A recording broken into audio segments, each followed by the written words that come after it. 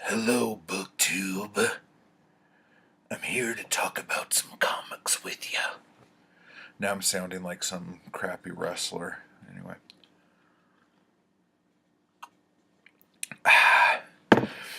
Well, I was supposed to be reading a bunch of sci fi books and horror books and kicking my TBR, but I can't really.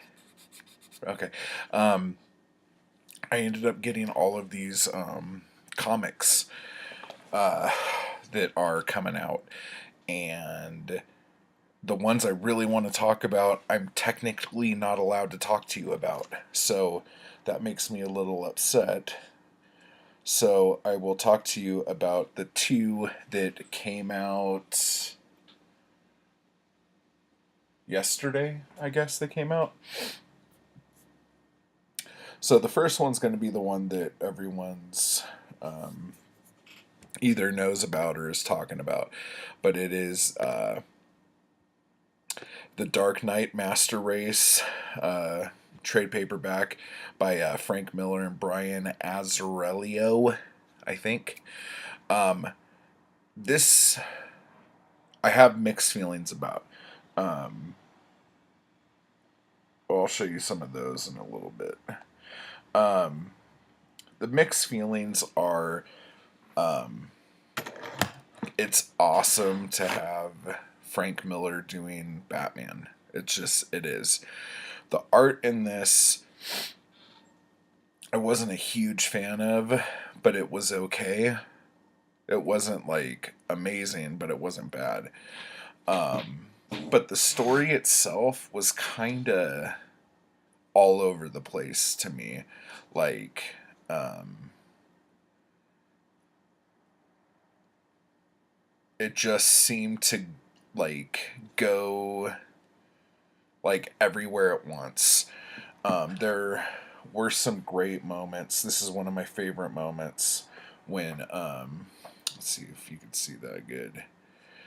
Oh man, let's see. I'll go like that. There it is. When Superman and Batman are in the suits and they're fighting everybody, that was badass. Oh, there was also this bit where oh, who was it? Crap, there's so many people in this, I can't remember who it was. Somebody shot a piece of kryptonite, like in a slingshot, at this other guy from like Superman's homeworld or whatever, and it hit him in the face and like completely like broke his jaw and like melted half of his face. It was epic. Now here's the thing. I like how they did Wonder Woman's face. Like not like right there because it's all black. This is just a cool image. But like she always like her eyes were in darkness all the time and that thing coming down over her nose.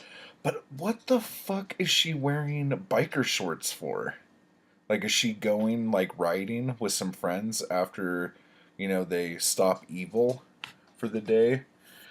Is she gonna do a bike ride around the village, Like, that just, like, totally threw me off. And I don't know if that's something she's done before or if in this world she's done before, but it was so fucking distracting. Like I don't know another way of putting it. It was like literally super distracting.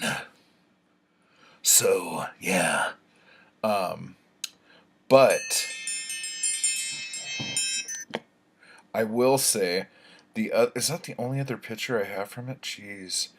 I still don't know like what I'm allowed to show and what I'm not allowed to show, but I read another trade paperback, and this is the thing. I haven't read Harley Quinn, so I'll just show it to you right now. It's the Harley Quinn Red Meat trade paperback, Harley Quinn Volume 3.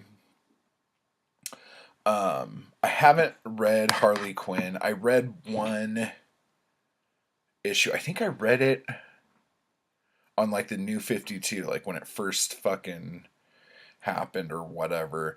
But and it was just, it's fun, it's kind of cheesy. So it's like whatever. But I have been reading the first version of Suicide Squad that had like her and like King Shark, and those are fucking good as shit. Like I really really like those a lot. So I went into this with like super low expectations, and it turned out that it was actually pretty entertaining. It had like so many like different things in it. Like you had fucking vampires in it.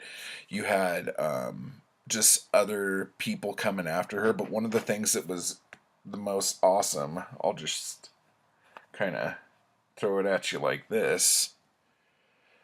Chapow. Look at this. Like, I'm not trying to be like a super hardcore perv here, but look at how DC is still drawing women. Like, it's women that look like women, and I believe that Amanda Connor is the artist here, and Jimmy Palmiotti. Oh, I probably fucked that up so hard. Um, did the writing, but it was just so good. It was super violent, like way more violent than you would think with the dialogue that's in it, especially her dialogue. It's like, for those of you who watched like Batman the Animated Series, like I would say it's very close to that, but like a little more cheeky. But but like just the whole cast that was in it was so much fun. And like as much as I like the Frank Miller like Master Race, if you want a fun read, I would say go with the Harley Quinn book. If you want like a read that's probably like the Master Race, I'm gonna have to go over it again, but that was like my least favorite Frank Miller Batman book, like hands down. Like it's not even a question. Like I just thought it was really muddy. Um, but I can't tell you stuff, but I will tell you this. Um, there were things that I was even more excited about than these, but they don't come out for a couple more weeks. And I'm just gonna say this. I am the biggest freaking Red Hood and the Outlaws fan right now. Like, I hated Jason Todd as Robin when he was Robin, but when he was killed, that was like such a big thing. I've talked about it on the channel before. It was such a big thing for me. And it was like, I couldn't believe it because I was young, and it was like one of those things like I didn't know they could like kill people, and it made like anything Batman did, it made it like I was more terrified and there was more suspense because I just saw someone, a good guy, get murdered in a comic book by the Joker super violently. But anyway, so after that, I really liked Jason Todd. And when he came back, I was like, oh, fuck, now they're scraping the bottom of the barrel, right? When he came back, there was some muddiness and weirdness, but when he came back as Red Hood, dude, the first lineup of the Outlaws, hush it, you, I'm Batman. So, the first lineup with the Outlaws, I thought was like kind of okay, but the lineup right now, or at least in this trade paperback that comes out on October 10th. Him, Artemis, and fucking a clone Bizarro Superman. Oh,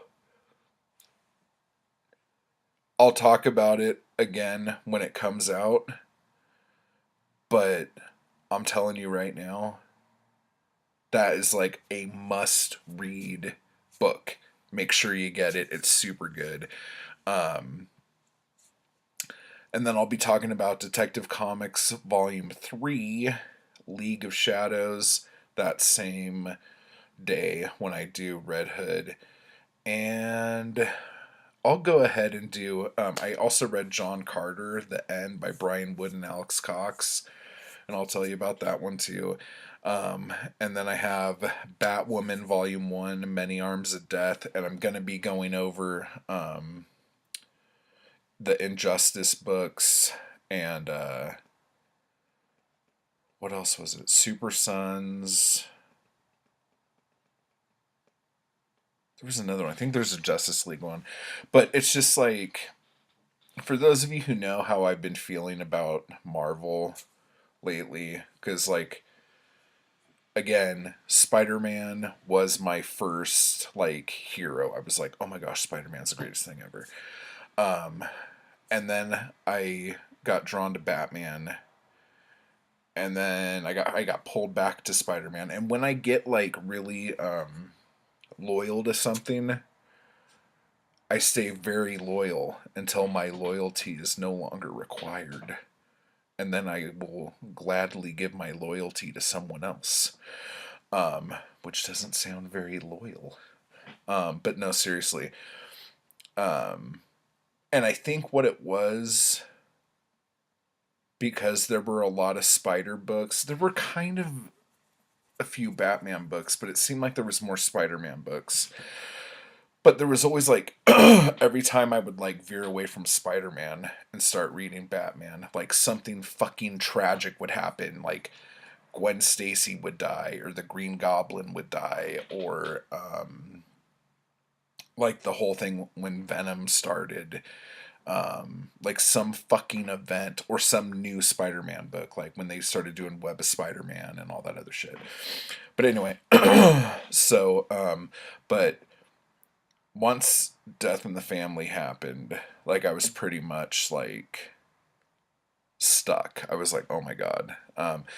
But so getting back from the Marvel and the DC thing, I like in the early 2000s, I was an event guy. And I would kind of fall out of comics a little bit, and then some huge event would happen, and I would like jump on board like a crazy person and get all excited about it. And it seemed like Marvel had a ton more events than DC did. They probably had the same amount, but it seemed like the Marvel events were getting pushed harder. So, like, the advertisements, you would see 'em more. But,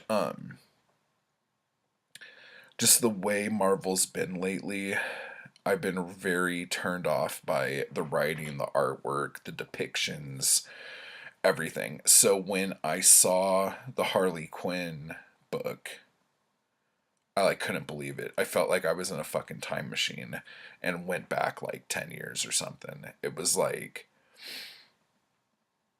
I couldn't believe it. I've been staring at so many like super, what's the word I'm looking for? Like PC, like everything has to be like super perfect for every single person so no one could get upset about anything, that like I kind of forgot like what a fun comic thing could be. And so I've just been reading all sorts of stuff. Like I'm going back through Grant Morrison's Batman run with uh like the Resurrection of Ra's al Ghul, which was fucking awesome. And I'm moving into Batman R.I.P., which I'm really excited about because I never read that. Um, and I'm just really digging this a lot, and dude, I'm telling you, that Red Hood book, I need to start like going back and picking up every Red Hood thing I can find, because that book, I don't want to like spoil a review that I'm gonna give in like a week. So anyway, I guess that's it. So if you have any comments or questions about anything, leave them down below and we'll chat. And if you like me talking about comics, let me know too, because I would love to keep talking about them, because they're so much fun. I really like them a lot. So let me know. And until next time. Oh, by the way, Ittober. Hashtag that shit. Ittober. It's coming. So watch out.